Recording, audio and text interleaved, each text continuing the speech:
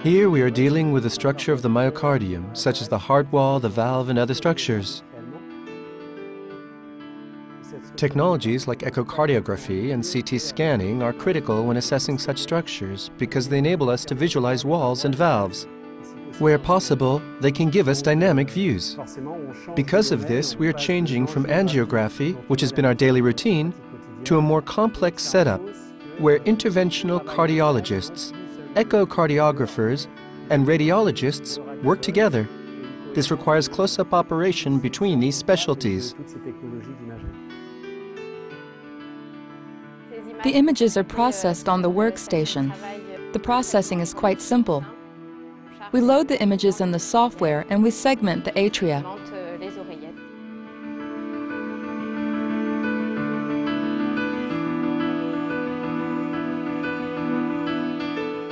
The planning lines created on the image are prepared for the 3D overlay image registration. In this specific procedure, the patient had an aortic bioprothesis, so we registered the image with the prosthetic annulus.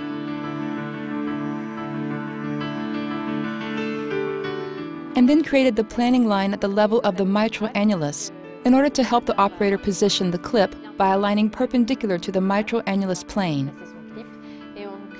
Another planning line is created at the interauricular septum level to enable the transseptal puncture. So we need to acquire a minimum of 2 perpendicular views.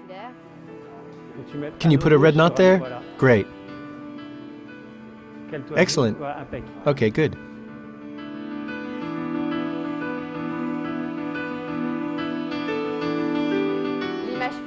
The placement of the clip is easier with the fused image, as it will be positioned perpendicular to the valves.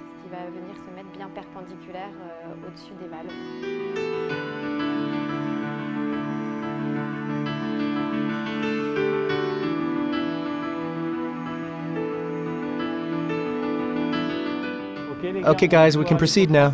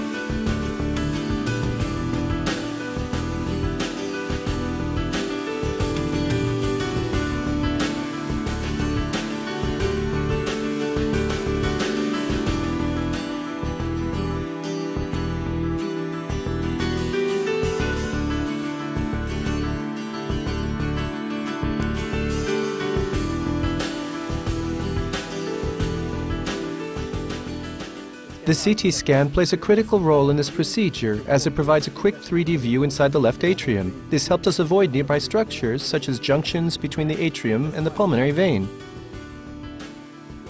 It also helps when crossing to the left atrium and to position the clip in the left atrium on the mitral annulus.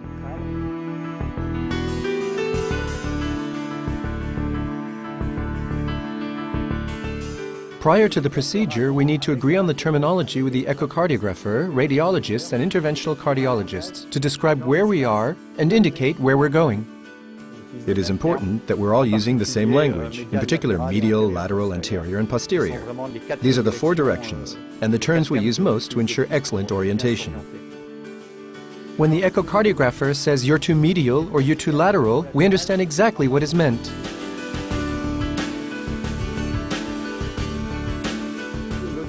3D T-echo during mitral clip procedures is almost mandatory to guide us when we're in the left atrium space and then within the mitral artery. We really need to have a 3-dimensional view of these spaces to properly place the clip.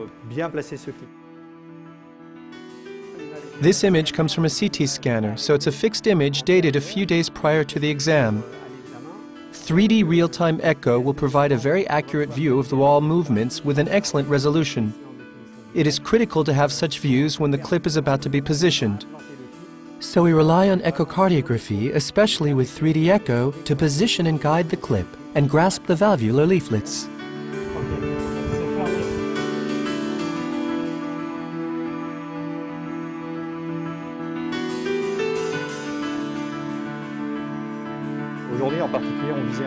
For this procedure, we were targeting a very specific median or paramedian area at the location of the principal leak. We have precisely placed the clip, resulting in an almost complete reduction of the leakage. Quasi complète de la fuite, puisqu'on a une fuite qui peut être qualifiée de physiologique aujourd'hui après la procédure.